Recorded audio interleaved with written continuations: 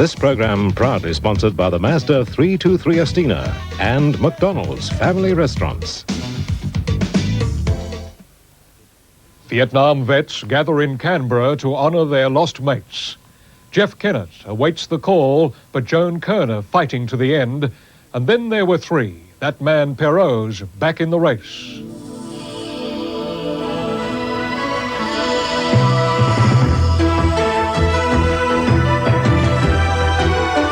From National 9 News, this is Nightline with Jim Waley. Good evening. Most Australian men and women who served in Vietnam went there because they were sent. But many of them have felt they were scapegoats for our national conscience in the years after the fighting had finished. Tomorrow in Canberra, there'll be a big parade to mark the opening of the Vietnam Forces Memorial. Hopefully it will help those who take part feel that they can now leave a lot of the bad memories behind. They'll also be remembering the mates who didn't come back. Canberra's been booked out for months. The Army's built 10 cities to handle the overflow as veterans and their families arrive in what looks like record numbers. Welcome to Madeira Camp. They've come from every state and from around the world. This is going to be our last hurrah, I feel, and I'm going to enjoy it. I guess it means a lot to us, and I guess it means that we hope to get to see a lot of blokes we haven't seen for 20-odd years. The process of healing that began with the Welcome Home Parade 5 years ago is sealed tomorrow.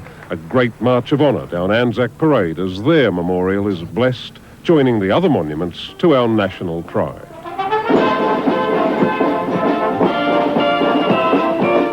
Costing more than $1 million, our Vietnam memorial is unique. One wall, a giant reproduction of a famous wartime photo. Diggers waiting for evacuation by choppers. The helicopter wall. Another wall is filled with the phrases of Australia's longest and most divisive war, the sadness and the mateship. Above the altar, a halo containing the names of the 504 Australians who gave their lives. All of our legacy of Vietnam is here. No one's been forgotten. Outside the main memorial, special monuments to those 6 Australians who are still missing in action. Nothing about tomorrow is being left to chance. Every last element of the ceremony rehearsed over and again. Think about what you're doing. Bringing back all the memories, specially restored Vietnam War gunships. For a lucky few late today, a hurried advance look at the interior of the memorial. From tomorrow, like all the other monuments, it's open forever to each and every one of us. Finally, for today, a special memorial service attended by the next of kin of all those who died in Vietnam. A moving ceremony beside the pool of remembrance at the Australian War Memorial. The wreath laid by the daughter of one of the diggers who didn't come back all those years ago. Peter Harvey, reporting for Nightline. The Labor Party is bracing itself for a major election defeat when Victorian Premier Joan Kerner takes her government to the polls tomorrow. Mrs. Kerner has won a lot of hearts with her dogged campaign, but in their minds, it seems too many Victorians have had enough of the economic turmoil. John Cain, son of Victoria's previous Labor Premier, led the party to office in 1982, ending 27 years in the wilderness.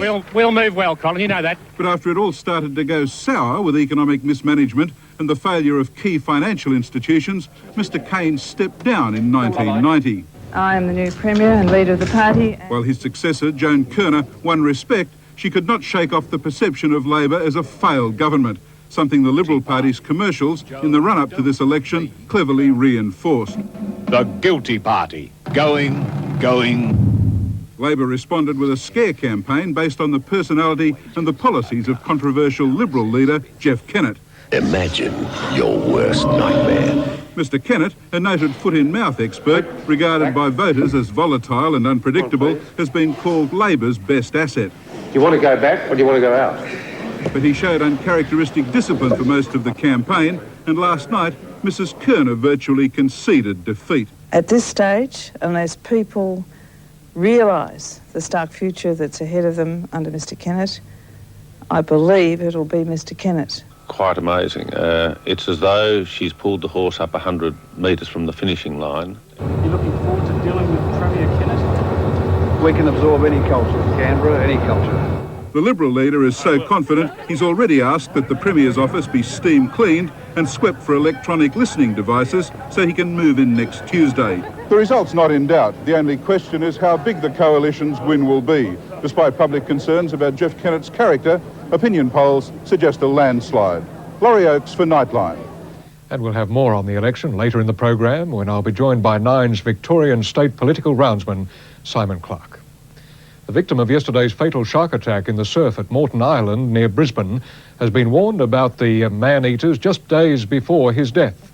The father of 28-year-old surfer Michael Doherty says his son was aware of the dangers after a recent brush with a bronze whaler.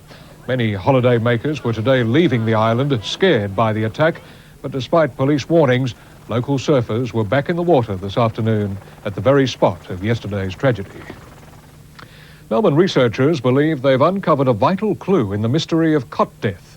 The latest theory is that babies most at risk are those with heart defects. Cheryl Taylor has details. There are a lot of theories about cot death. Now at Victoria's Monash Medical Centre, Dr Robert Griffiths believes SIDS infants may have a defect in their heart muscles. What it is a very strong lead, and one of the first strong leads directed at what's actually causing the death in these infants. In research funded by Red Nose Day, Dr Griffiths found the hearts of SIDS babies frequently had low levels of myoglobin, the substance that carries vital oxygen to the muscles. Like researchers at the Camperdown Sleep Unit in Sydney, he believes the deaths occur when certain infants have short periods of not breathing. It's a normal pattern that most babies can cope with, but when it happens frequently, oxygen levels fall dangerously. So if you had an infant who had low oxygen levels during sleep and had low heart myoglobin levels, then the heart muscle may simply be lacking in oxygen and could lead to heart failure. The aim now is to devise a special test for infants who are deficient in myoglobin. They could then be monitored through the critical early months when they're most at risk. Dr Griffiths, meanwhile, says it's important to put babies to sleep on their sides, not stomachs, to avoid possible triggers of cot death, such as overheating and smoking, and where possible to continue breastfeeding. Cheryl Taylor for Nightline.